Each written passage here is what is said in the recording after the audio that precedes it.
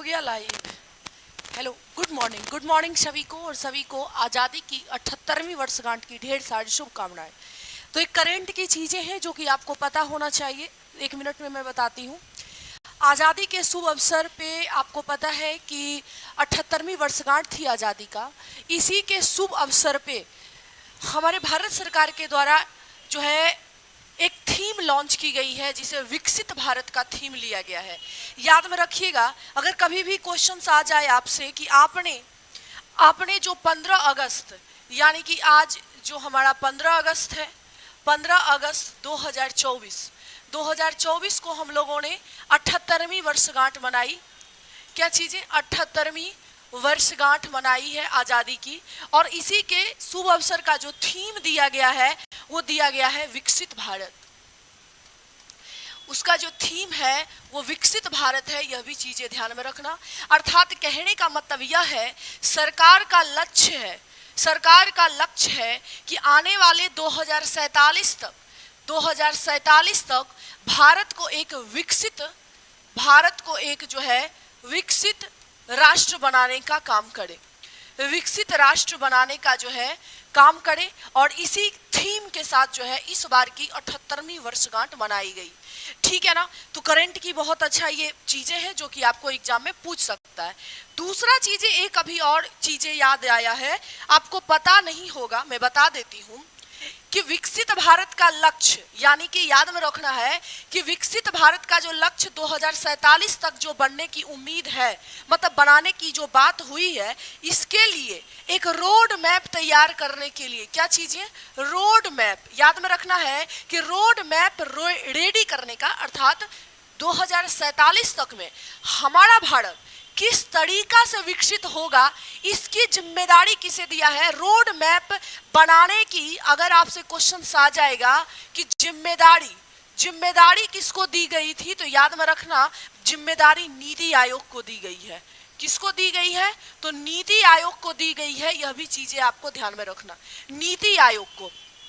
तो कभी भी क्वेश्चन आ जाए कि 2047 तक भारत को एक विकसित राष्ट्र बनाने की जिम्मेदारी किसको दिया गया है, तो नीति आयोग को दिया गया है।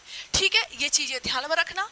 नीति आयोग भारत का विकासात्मक कार्यों में सहयोग करने के लिए यह एक थिंक टैंक है, जिसकी स्थापना आगे हम इसको बता देंगे। आगे दूसरी बात, एक और कल ही का न्यूज है कि अब याद में रखना है कि भारत लिख लीजिएगा आप लोग भी, भारत के 3 और स्थल को, क्योंकि 1-2 करंट भी पूछता है एसएससी सीजीएल में, भारत के 3 और स्थल या साइट को रामसर स्थल के रूप में घोषित किया गया है। रामसर स्थल के रूप में घोषित किया गया। ठीक है ना, ये भी चीजें आपको ध्यान में रखना, किया गया। अब कौन कौन है, तो आइए इसको एक बार देख लेते हैं कौन कौन है। तो सबसे पहला जो नंबर 1 में है, याद में रखना है, नंजकारण पक्षी अभ्यारण्य है। नंजकारण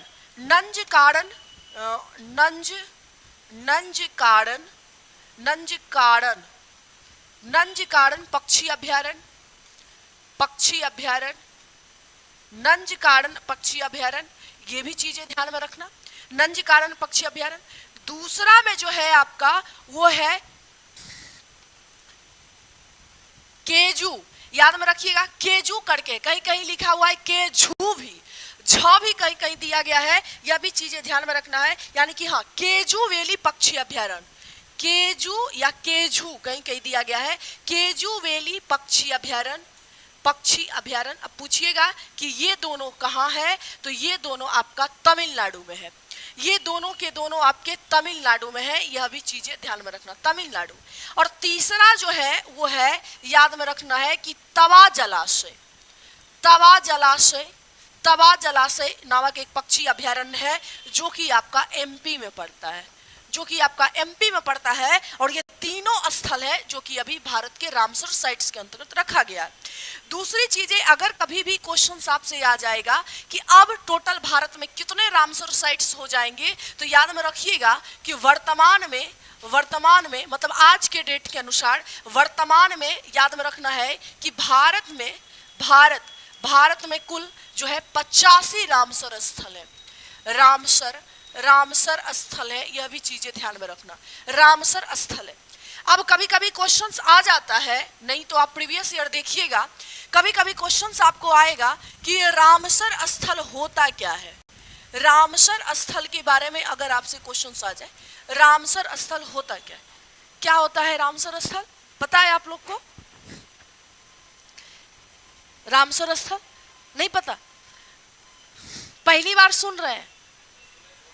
सुने बहुत, पता नहीं, पढ़ते होंगे ना कहीं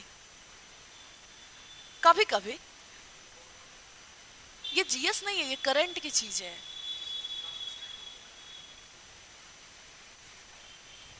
सीजीएल की तैयारी करते हैं ना जी, तो सीजीएल में जीएस नहीं है। नहीं पढ़े, सितंबर में एग्जाम होने वाला है। अच्छा, आपने नहीं भरा सीजीएल, तो ग्रेजुएशन लेवल वाला नहीं भरे होंगे। अच्छा, भरे, अपियरिंग में भरे हैं, 4th सेमेस्टर मतलब 3rd सेमेस्टर में है। पढ़ना चाहिए, खैर आपकी मर्जी,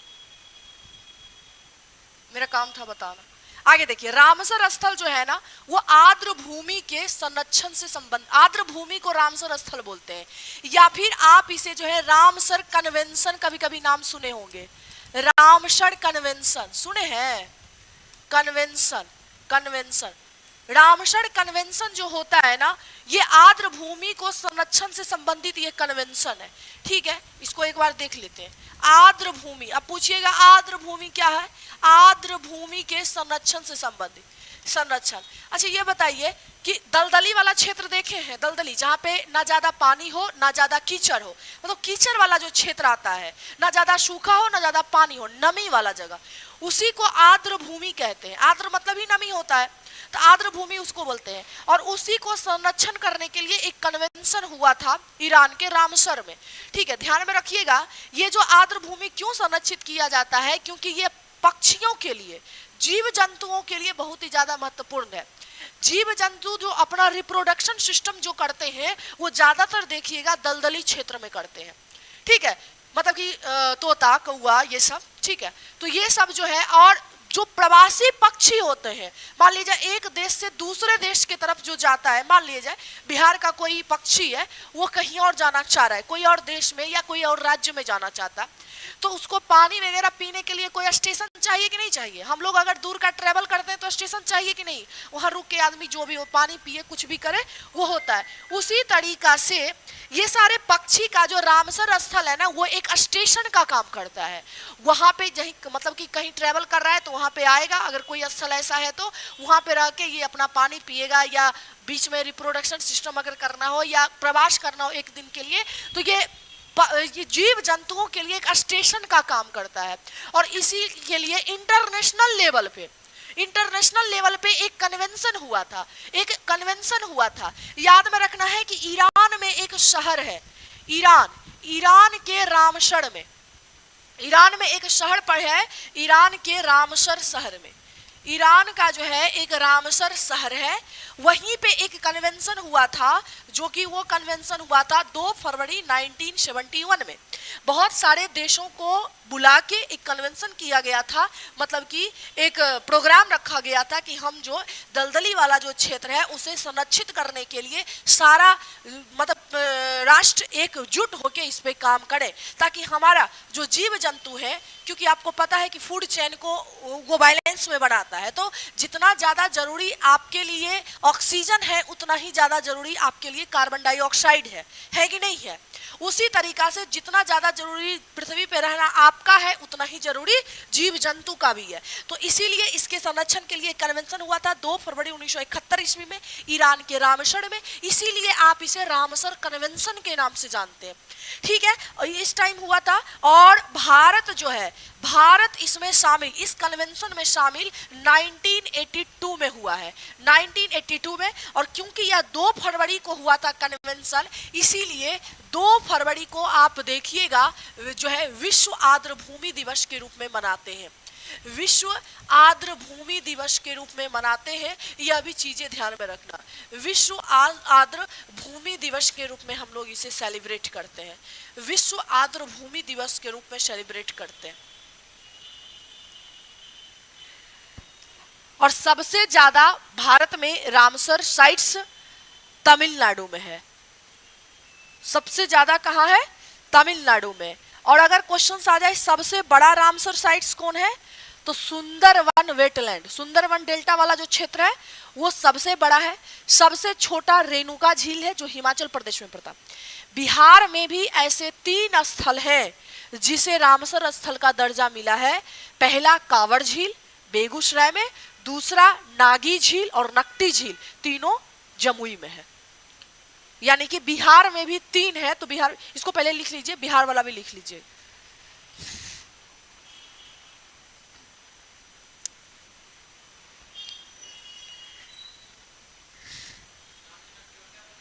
नागी, नकटी, कावड़,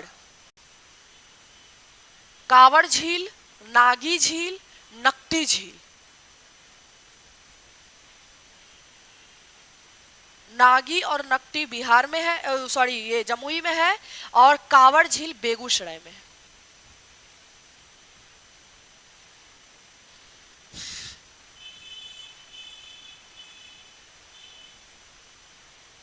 और ये वाला तीनों अभी करंट का है, तो इसको ध्यान में रखिएगा।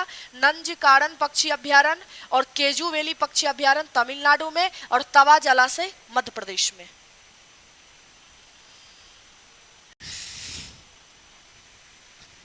सुने थे नागी और नकटी का नाम जमुई में, और कावड़ झील का नाम? आप जमुई के हैं तब तो सुनवे किए, नहीं सुने तो दुर्भाग्य की बात, गए नहीं। हाँ जमुई, नागी नकटी दोनों जमुई में है, और कावड़ झील आपका बेगूसराय में है। हाँ हाँ, कुछ ही दिन पहले किया है। तो पहले 83 मतलब 82 था, 2 गो जूटा तो, और अब 85 हो गया। जब आपके स्वतंत्रता की 75वीं वर्षगांठ जब मनाई गई थी तो टोटल 75 रामसर स्थल था, और धीरे धीरे बढ़ते बढ़ते आज 85 हो गया है। सबसे ज्यादा वेटलैंड आपका यूनाइटेड किंगडम में है, मतलब ब्रिटेन में। ठीक है, तो चलिए ये हो गया। अब आइए क्वेश्चंस करते हैं। ये तो क्वेश्चंस कल ही जो है इस क्वेश्चंस का आंसर क्वेश्चंस देखिए। शकेवा के कीरत खम्बुड़ाई समुदाय द्वारा मनाए जाने वाला एक धार्मिक त्योहार कौन था? कल ही बताए थे। बस हो गया गलत। सिक्किम।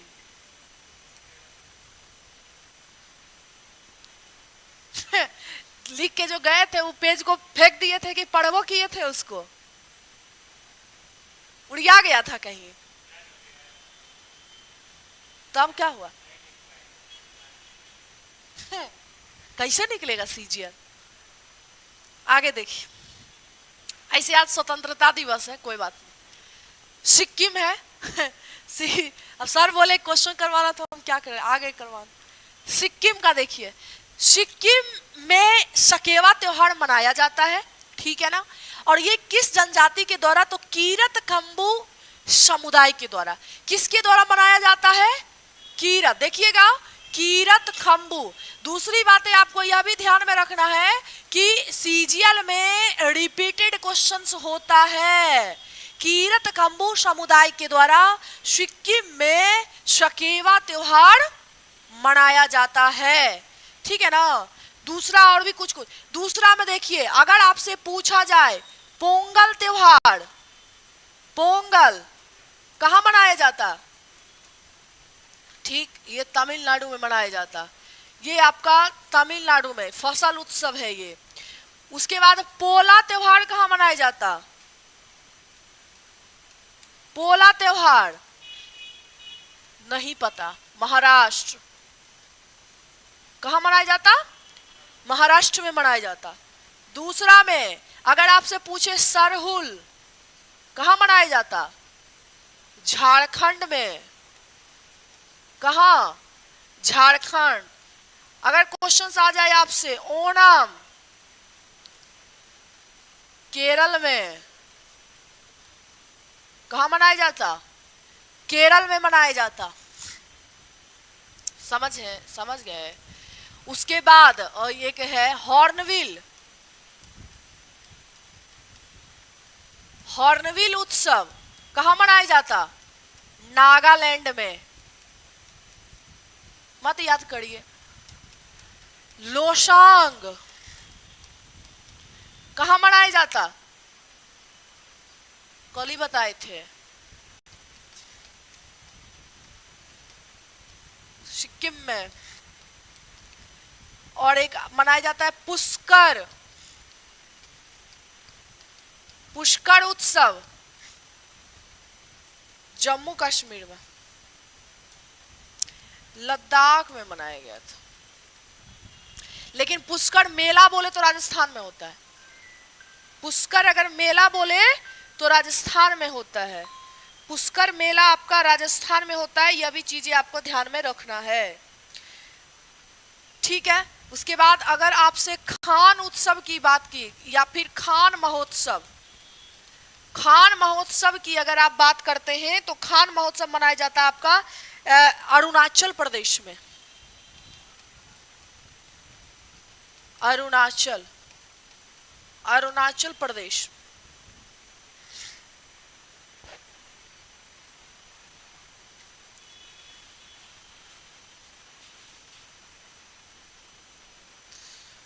हो गया।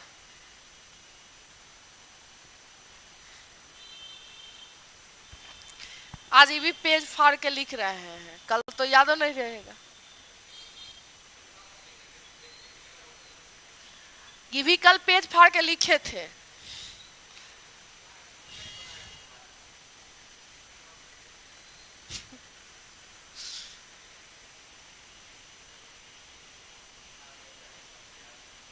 ठीक है, हो गया, याद कर लीजिएगा।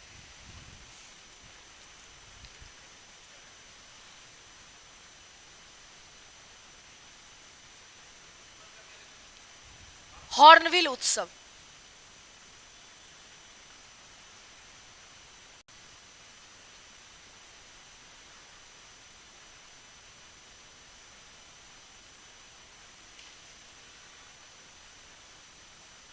हो गया। सेकंड क्वेश्चन देखिए। भारत की 2011 की जनगणना के अनुसार भारत में अधिकांश लोग से अन्य राज्यों में प्रवास किए हैं। मतलब कि 2011 की जनगणना के अनुसार सबसे ज्यादा कौन सा ऐसा राज्य है जहां रोजगार के लिए एक जगह से दूसरे जगह प्रवास किए हैं? तो वो क्या हो जाएगा? उत्तर प्रदेश और बिहार। सबसे गरीब राज्य उत्तर प्रदेश, सॉरी बिहार। सबसे गरीब क्या हो जाएगा? ये तो पता होगा, सबसे गरीब राज्य। इसीलिए क्योंकि याद वगैरह क्वेश्चन वगैरह करेगा नहीं, नौकरी कैसे होगा, इसीलिए होता है ये सब। गरीब राज्य आपका बिहार है, ठीक है। जनसंख्या घनत्व तो सबसे ज्यादा किसका है? इसी का। जनसंख्या घनत्व मतलब कि आदमी ज्यादा जगह कम, बिहार। जनसंख्या घनत्व सबसे अधिक की बात अगर किया जाए तो आपका बिहार का है। दूसरी बात है, सबसे ज्यादा अगर जनसंख्या बोले तो कहां हो जाएगा? यूपी, महाराष्ट्र और बिहार। तीसरे नंबर पे अपना बिहार आता है, ठीक है। तो ये चीजें, लिटरेसी रेट सबसे ज्यादा किसका है? केरल का। साक्षरता, हाँ, उत्तर प्रदेश, फिर महाराष्ट्र, तब बिहार, तीसरे। क्या? हाँ, घनत्व में मतलब कि जगह कम है, मतलब छोटा जगह है, लोग ज्यादा रहते हैं, इसी को घनत्व बोलते हैं, ठीक है। दूसरी बात है, साक्षरता रेट सबसे ज्यादा किसका है? केरल का है। लिंगानुपात सबसे ज्यादा किसका है? केरल का। कम किसका है? हरियाणा का। कम किसका है? हरियाणा का, ठीक है। बाकी जनगणना में इतना ज्यादा कुछ पूछा नहीं है।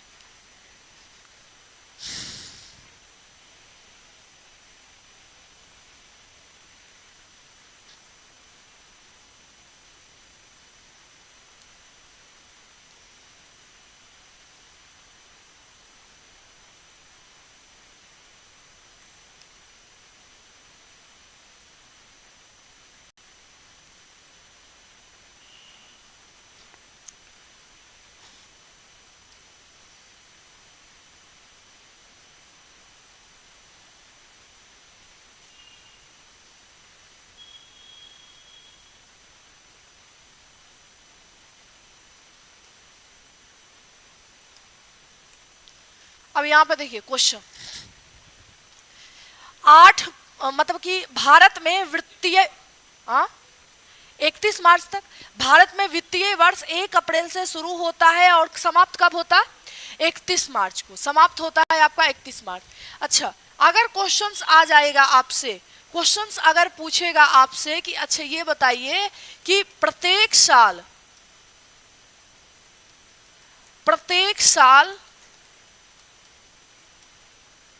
बजट कब पेश की जाती है, कब पेश की जाती है? तो आपको कब 1 फरवरी को पेश की जाती है, फरवरी में ना पेश की जाती है। पेश करना और चालू होना दोनों अलग बात होता है। 1 अप्रैल से लेके आपका 31 मार्च तक 1 साल का बजट होता है, ठीक है, ये भी चीजें ध्यान में रखना। और फरवरी मार्च से ही आपका स्टार्ट हो जाता है। हाँ, बांटा गया आपका रेल बजट को किससे? केंद्रीय बजट से, आम बजट से, ठीक है, वो तो आपका बांटा गया 2017 में, ठीक है। और बजट पेश कौन करता है? वित्त मंत्री। बजट पेश कौन करता है? वित्त मंत्री। दूसरी बात है, अगर क्वेश्चंस आ जाएगा कि क्या संविधान में अनुच्छेद 112 के तहत वित्तीय विवरण का चर्चा है। वित्तीय विवरण, बजट का कहीं भी चर्चा नहीं है। वित्तीय विवरण का चर्चा है। वित्तीय विवरण का चर्चा है, जिसमें से कि राष्ट्रपति जो है प्रत्येक साल सत्र स्टार्ट होने से पहले, बजट सत्र स्टार्ट होने से पहले पेश करते हैं, ठीक है। दूसरी बात है, अगर कभी भी क्वेश्चंस आ जाएगा, अच्छा आपके देश में जीएसटी कब लागू हुआ, जीएसटी कब लागू हुआ, यह भी क्वेश्चंस पूछा। जीएसटी आपके देश में कब लागू हुआ? तो कब लागू हुआ आपका? 1 जुलाई 2017 से, 1 जुलाई 2017 से जो है ये लागू हुआ। 1 जुलाई 2017 से ये लागू हुआ। कौन सा संविधान संशोधन के तहत अगर पूछा जाए आपसे कौन सा संविधान संशोधन था, तो 101वां संविधान संशोधन, 101वां संविधान संशोधन 101वां के तहत पूरे भारत में जीएसटी लागू हुई थी। पूरे भारत में जीएसटी लागू हुई। दूसरा आपको यहाँ पे ध्यान में रखना है कि अगर आपसे क्वेश्चन आ जाएगा कि जीएसटी काउंसिल के अध्यक्ष कौन होते हैं? जीएसटी काउंसिल के अध्यक्ष कौन होते हैं? तो याद में रखिएगा, वित्त मंत्री होते हैं। जीएसटी काउंसिल के अध्यक्ष आपके वित्त मंत्री होते हैं, यह भी चीजें आपको ध्यान में रखना। दूसरी बात है, अगर पूछेगा कि किसके सिफारिश पे, यानी कि तो याद में रखना है कि विजय केलकर समिति के सिफारिश पे, विजय केलकर समिति के सिफारिश पर, विजय केलकर समिति के सिफारिश पर, ठीक है। तो विजय केलकर समिति एक कमेटी थी जिसके सिफारिश पे, मतलब इन्होंने सिफारिश किया था कि देश में जीएसटी लागू होना चाहिए। फिर लोकसभा में बिल पारित हुआ आपका 2016 में और लागू हुआ आपका 1 जुलाई 2017 में, ठीक है ना। संविधान में कौन सा संशोधन किया गया? 101वां संविधान संशोधन के तहत भारत में जीएसटी लागू करने की बात हुई थी और जीएसटी लागू हुआ 1 जुलाई 2017 से। वित्तीय और बजट शब्द का कहीं भी भारत में, मतलब संविधान में चर्चा नहीं है। किसका चर्चा है? वित्तीय विवरण का चर्चा है। किस अनुच्छेद के तहत है? 112 अनुच्छेद, कौन सा? 112 के तहत चर्चा है, ठीक है। उसके बाद जीएसटी काउंसिल के अध्यक्ष कौन होते हैं? वित्त मंत्री होते हैं। विजय, और समिति कौन सा था? तो विजय केलकर समिति के सिफारिश पे ये लगा था, ठीक है। तो ये चीजें, इतना जीएसटी वगैरह के बारे में मतलब कि इतना ब्रीफ चीजें आपको ध्यान में रखना है। जीएसटी, कहीं भी हम लोग खाने अब जाते हैं तो जीएसटी लगता है ना।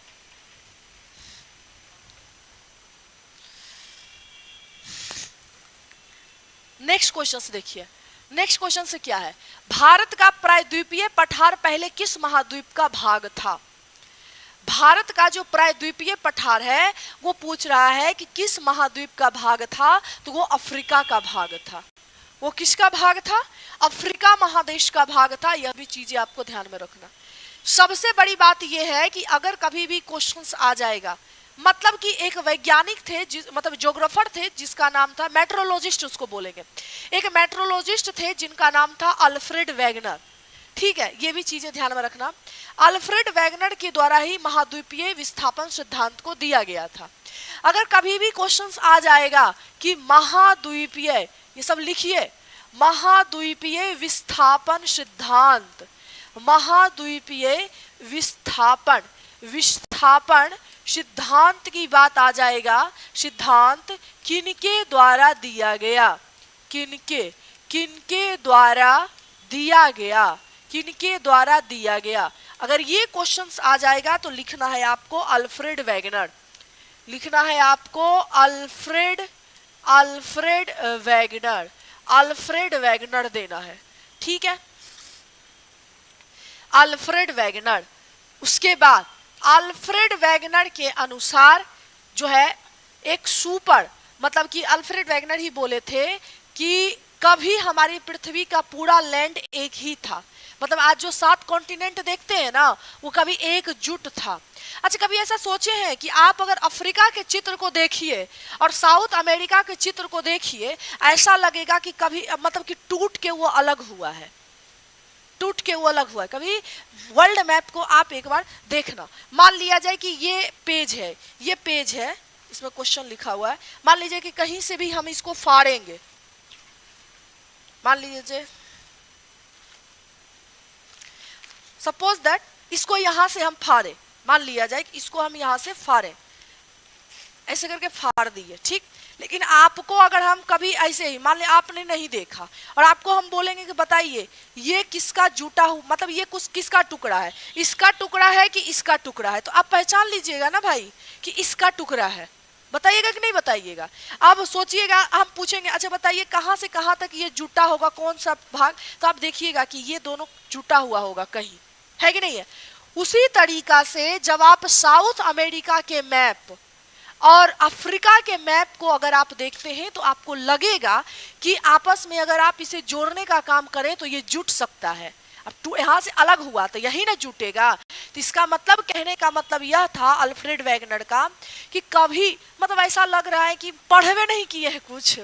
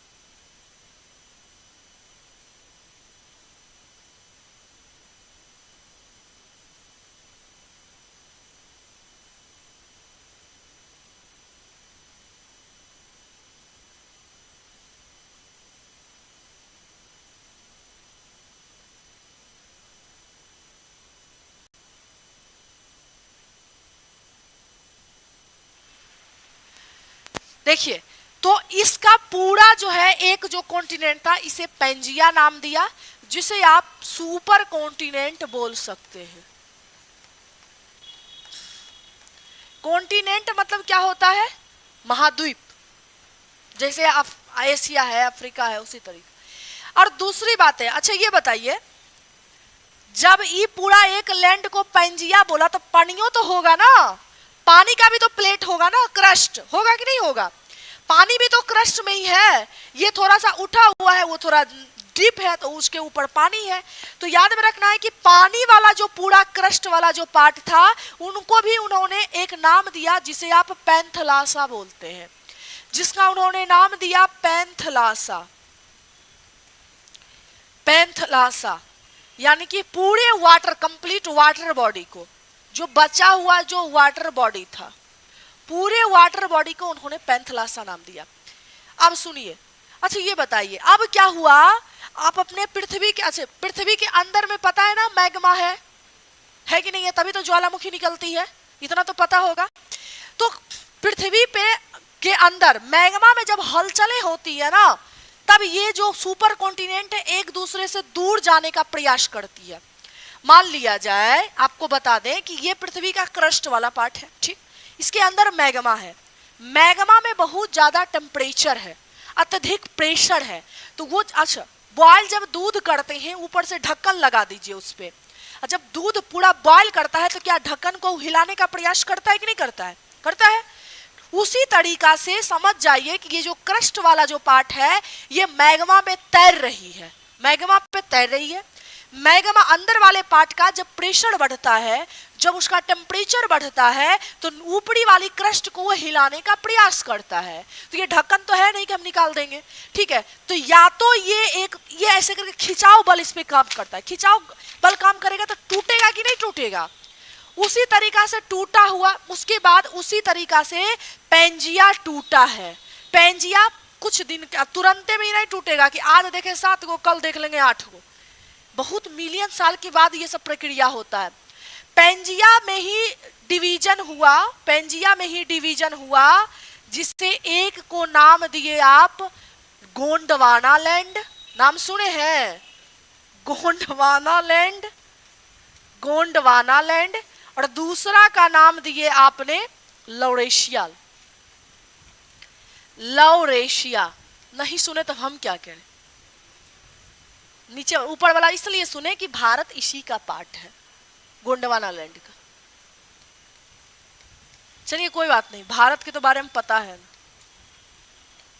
लौरेशिया यानी कि इसी पेंजिया में जब डिवीजन हुआ तो एक बना गोंडवाना और दूसरा बना लौरेशिया, मतलब फिर 2 कॉन्टिनेंट हो गया, मतलब 2 भूमि का टुकड़ा हो गया, ठीक है? ये चीजें हो गया। अब आगे देखिए, ऐसे आके रख दिए जी, किसके लिए? बोलिए कि इंडिपेंडेंस डे का दे रहे हैं, एकदम 78वीं वर्षगांठ की, आजादी की 78वीं वर्षगांठ है। गोंडवाना लैंड और लौरेशिया, ठीक है? और इसी गोंडवाना लैंड का भारत हिस्सा है।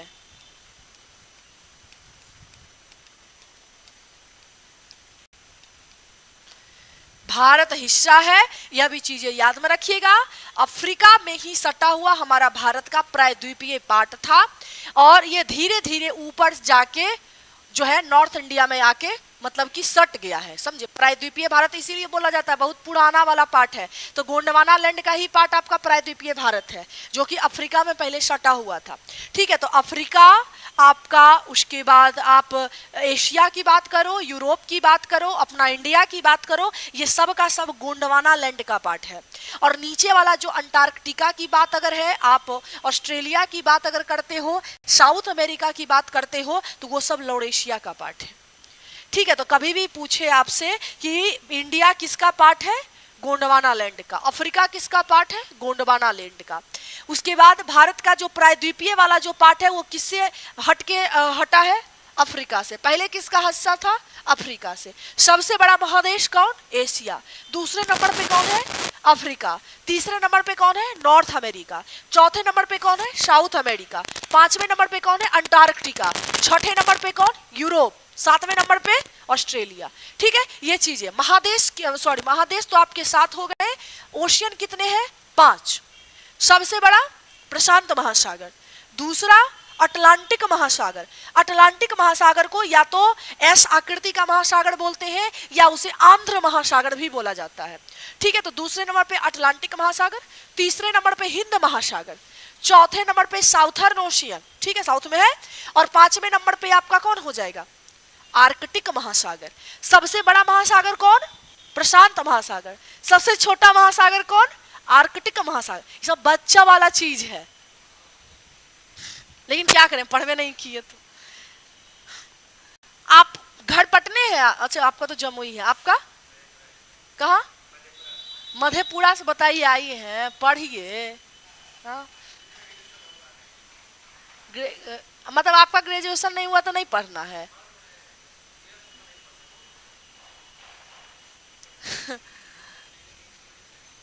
बताइए, एक स्टूडेंट को रहने में कितना खर्च लगता है? माँ बाप कैसे करके देते हैं? क्या?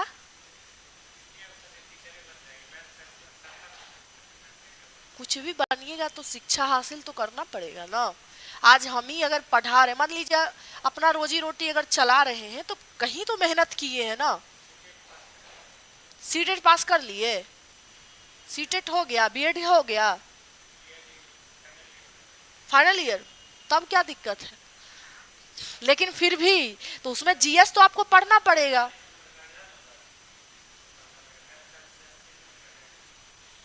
कौन सा सब्जेक्ट है आपका ग्रेजुएशन में? मैथ है। मैथ भी है, फिर भी कॉमन पेपर तो पढ़ना पड़ेगा ना। तो कॉमन पेपर अगर पढ़िएगा तो उसमें तो जीएस भर भर के दिया गया है। पढ़िए पढ़िए, जीएस पढ़ लीजिए। इस बार TR4 वाला अगर थोड़ा सा अगर अच्छे से मेहनत कर दिए तो TR4 निकल जाएगा। आने वाला है 1,60,000।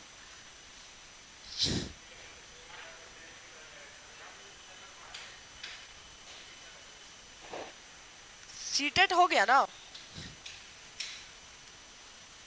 जीएस पे ध्यान दीजिए। जीएस पे अगर आप ध्यान दे दिए तो आपका TR4 निकल जाएगा। और फिर अगर TR4 के बाद TR5 नहीं आएगा, ये समझ लीजिए, अभी नहीं आएगा।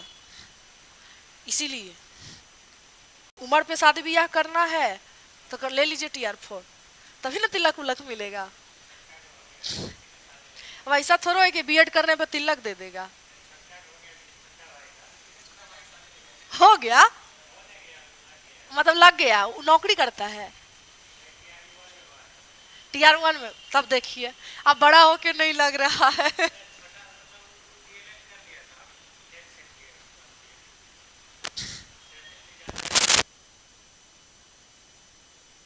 TR1, TR2, TR3 में उन्हीं लोगों का हुआ है जो कि पहले से बीपीएससी वगैरह की तैयारी करता था, साइड से बीएड कर लिया था, उसका फाइनली हो गया है। लेकिन ऐसा नहीं है कि जो घर द्वार से उठ के आई है सबका हो ही गया। TR1 में तो कुछ हुआ भी है, TR2, TR3 में तो देखिए कितना हार्ड क्वेश्चन पूछा था। हिलेगा नहीं क्वेश्चन जो नहीं पढ़ेगा स्टूडेंट। दूसरी बात है, इसको क्या उसको बोलते हैं, TR3 में पहले लोग ज्यादातर क्या करते हैं कि नेशनल मूवमेंट से क्वेश्चन पढ़ के गए थे, वर्ल्ड हिस्ट्री से क्वेश्चन रंग दिया 20 को, लीजिए बनाइए। बहुत टफ था, पूरा वर्ल्ड हिस्ट्री से क्वेश्चन दे दिया, एंशिएंट हिस्ट्री से दे दिया। स्टूडेंट अगर नहीं लाइन बाय लाइन पढ़ेगा क्या मजा लगे क्वेश्चन बना ले। इसीलिए जीएस पे ध्यान दीजिए। अगर आपने बीएड कर रखा है, सीटेट कर रखा है, तो जीएस को ध्यान दीजिए अभी से, क्योंकि टीआर आएगा और तुरंत एग्जाम लेगा। सुगबुगाहट हो रही है उसकी, वो जैसे ही आएगा, क्योंकि 2025 में लोकसभा का चुनाव होने वाला है। लोकसभा का चुनाव होने वाला है तो आपको पता ही है कि जल्दी जल्दी लेके काम निपटाएगा। दूसरी बात है, ग्रेजुएशन लेवल वाला भी भरे हैं, 10+2 वाला, उसका भी तो एग्जाम का डेट दे दिया ना, सितंबर में, 19 सितंबर शायद है। आप भी तो भरे होंगे ना ये एसएससी वाला, एसएससी वाला मतलब बिहार एसएससी वाला, हाँ 10+2 लेवल वाला ही है ना, तो उसका तो डेट दे दिया, सितंबर में है, 19 सितंबर को ऑनलाइन होगा कंप्यूटर बेस्ड एग्जाम। डेटो दिया है, उसमें जीएस भी 50 क्वेश्चन है, वो कैसे होगा? यहाँ तो पंजिया पैंथला सा पते नहीं है। पढ़िए पढ़िए, हम बार बार बोलते हैं पढ़िए। धीरे धीरे अगर पढ़िएगा ना तो चीजें, हमने भी नहीं, हम भी मैथमेटिक्स से ऑनर्स किए हुए हैं, पीजी किए हुए हैं मैथ्स से, कैसे जीएस पढ़ाते हैं? अब तो पीएचडी भी करना पड़ेगा हमको मैथ्स से ही, लेकिन फिर भी इसलिए क्योंकि एक बार आदत बन गई तो बन गई। चलो ठीक है, आगे क्वेश्चन से देखिए। नीचे भारत की मतलब कि भारत की पंचवर्षीय योजनाएं उनकी अवधि के साथ दी गई। निम्नलिखित में से कौन सी सही सुमेलित है? निम्नलिखित में से कौन सी सही सुमेलित है? अब देखिए यहाँ पे पंचवर्षीय योजना क्या दिया गया? अच्छा,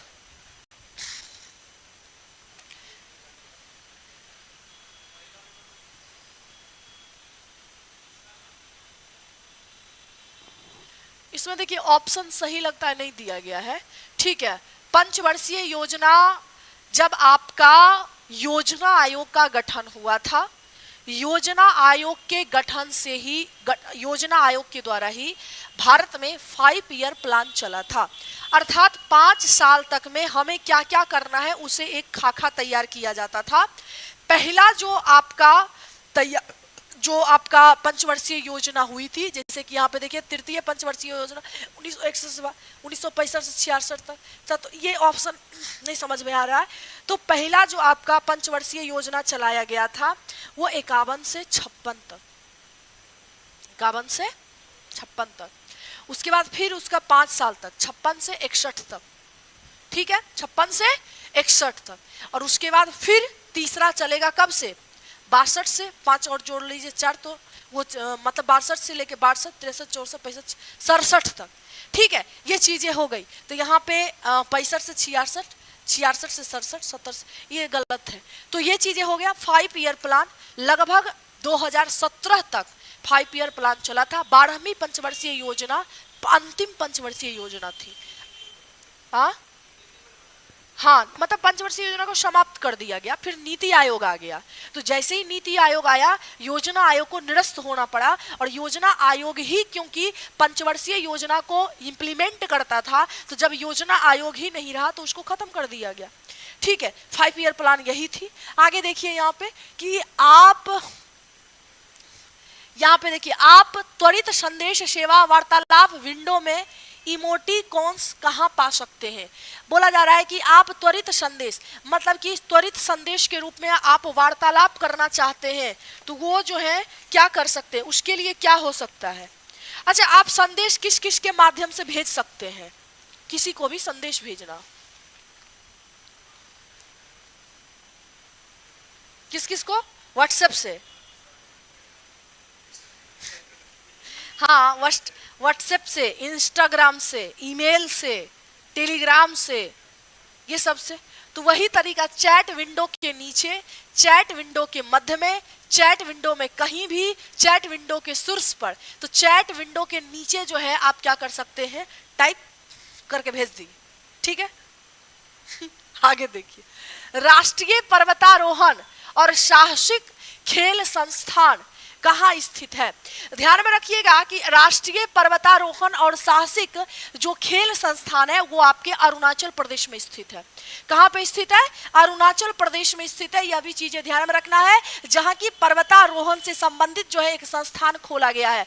कहने का मतलब यह है कि जो पहाड़ों पे, यानी कि माउंट एवरेस्ट पे, सिक्किम के कंचनजंगा पे, किलिमंजारो पे, ये सब पे जो लड़कियां लड़का जो चढ़ते हैं, उसके लिए भी एक संस्थान होता है उसे ट्रेंड करने के लिए।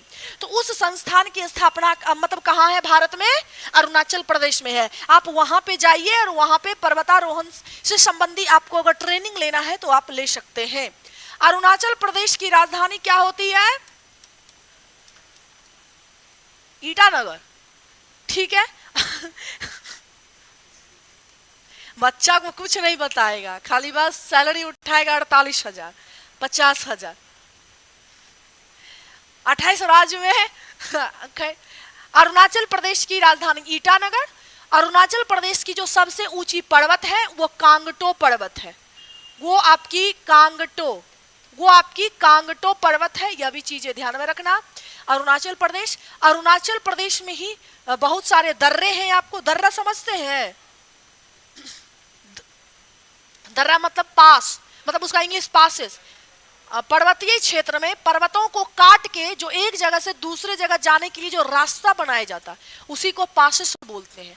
ठीक है ना? तो अरुणाचल प्रदेश में बहुत सारे पासेस हैं, जिसको एक को बोलते हैं बोमडिला। हाँ, बोमडिला पासेस। दूसरा में आपका शेला पासेस भी यहीं पे है, शेला पासेस। उसके बाद एक आपका बुमडिला, एक बोमडिला अलग है, एक बुमडिला अलग है। एक आपका बुमडिला, बुमडिला पासेस है, और एक आपका यांगयाब है।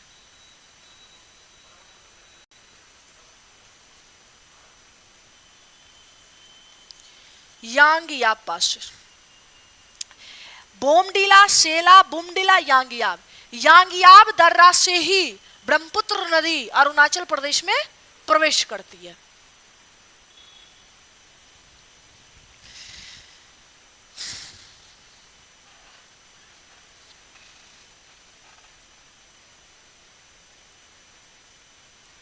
और ज्यादातर जो आपको दर्रा देखने को मिलेगा वो पर्वतीय क्षेत्र में देखने को मिलेगा। बानिहाल पासेस कहाँ है? बानिहाल पासेस, बानिहाल दर्रा जम्मू कश्मीर में, जहां से आप जम्मू से श्रीनगर जाइएगा, जम्मू से श्रीनगर को जोड़ने वाली जो पासेस है वो बानिहाल दर्रा है। और श्रीनगर से बनिहाल, हाँ, और जब आप श्रीनगर से कारगिल की तरफ जाइएगा तो जोजिला दर्रा है। श्रीनगर से कारगिल, और कारगिल से क्या, हाँ, पीर पंजाल में जो है, पीर पंजाल दर्रा तो है ही, मतलब उसके बाद आपका रोहतांग दर्रा कहाँ पे है? हाँ, रोहतांग कहाँ पे है? हिमाचल प्रदेश। बारालाचला वही है, शिपकिला। अटल टनल किसमें है? रोहतांग दर्रे में। अटल टनल का निर्माण रोहतांग दर्रे में हुआ है। नेक्स्ट देखिए क्वेश्चन, जोहान्स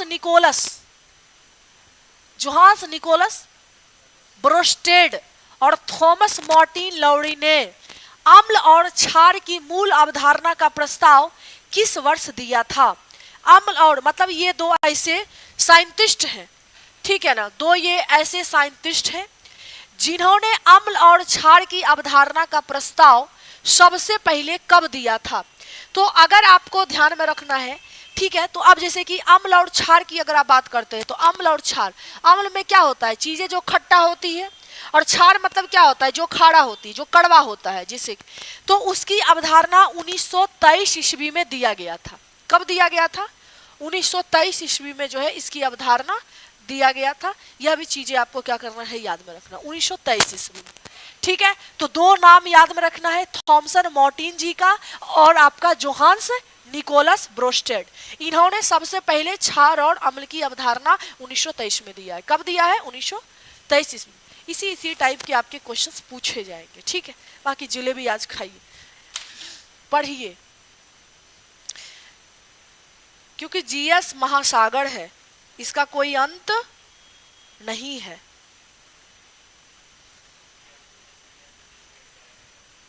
क्या?